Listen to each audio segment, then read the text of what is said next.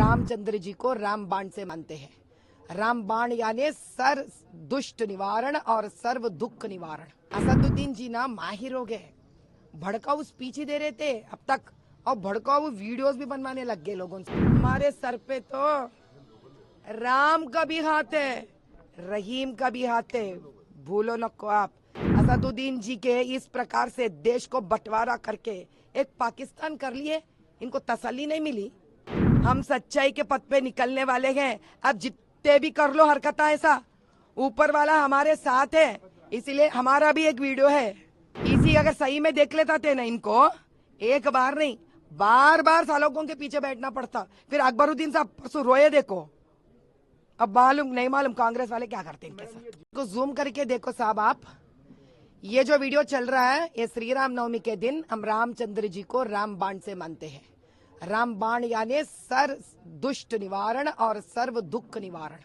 हम old city में हर भाई और बहनों का, पसमंदे अपसमंदी के लोगों का अपना दुख निवारण के लिए ये जो है, हम उस दिन रामचंद्र जी से प्रार्थना कर रहे थे। अब यहाँ पे मस्जिद कहाँ आया बताओ आप। असदुद्दीन जी ना माहिर हो गए, भड़काऊ स्पीच ही दे रहे थे अब तक, और भड़काऊ वीडियोस भी बनवाने लग गए लोगों से। तसल्ली नहीं हुई इनको आज तक, बंटवारा करने में जो आगे निकले ना, तसल्ली नहीं मिली इनको। लेकिन साहब हमारे सर पे तो राम का भी हाथ है, रहीम का भी हाथ है, भूलो नको आप। हमारे नरेंद्र मोदी भाई मुसलमानों के लिए भी आगे बढ़ रहे और हिंदुओं के लिए भी आगे बढ़ रहे, सिख के लिए भी आगे बढ़ रहे और ईसाई के लिए भी, लोगों के लिए भी आगे बढ़ रहे। असदुद्दीन जी के इस प्रकार से देश को बंटवारा करके एक पाकिस्तान कर लिए, इनको तसल्ली नहीं मिली। पाकिस्तान कौन सा है? तो पाकिस्तान का बंटवारा जब कर लिए इंडिपेंडेंस के पहले, वो तसल्ली नहीं मिली इनको। यहाँ का भारत देश में तो मुसलमानों को उन्हें जीने नहीं देते जीने। क्या करते हैं यहाँ के मुसलमानों को गरीबी हटाओ पहले, ये भड़काऊ भाषण बंद करो आप, ये भड़काऊ वीडियोस बंद करो आप। कैसा करते साहब? अरे पसमंद के लोग इससे रो रहे, पढ़ाई नहीं है उन लोगों के पास, गरीबी है, दलदल में मर रहे। पहले उसके बारे में टाइम लगाओ ना। ये बेकार के वीडियो का एडिटिंग करके गलत वीडियो क्यों इधर उधर आप दिखा रहे। हम सच्चाई के पथ पे निकलने वाले हैं। अब जितने भी कर लो हरकत ऐसा, ऊपर वाला हमारे साथ है। इसीलिए हमारा भी एक वीडियो है, समझ में आया? अब ईसी देख रहे नहीं देख रहे, ईसी अगर सही में देख लेता थे ना, इनको एक बार नहीं बार बार सालों के पीछे बैठना पड़ता। फिर अकबरुद्दीन साहब परसों रोए, देखो अब मालूम नहीं मालूम कांग्रेस वाले क्या करते हैं इनके साथ। ये जीएचएमसी में 5,40,000 से ज्यादा वोटों को निकाला गया, इसके ऊपर आपका क्या कहना? साहब इतने सालों से चले गए या 5 लाख? अच्छा, असेंबली इलेक्शंस के वक्त कहाँ चले गए 5 लाख चिल्लर वोटा? तो ये 2 महीने में तो कोई 5 लाख नहीं डाल सकते ना।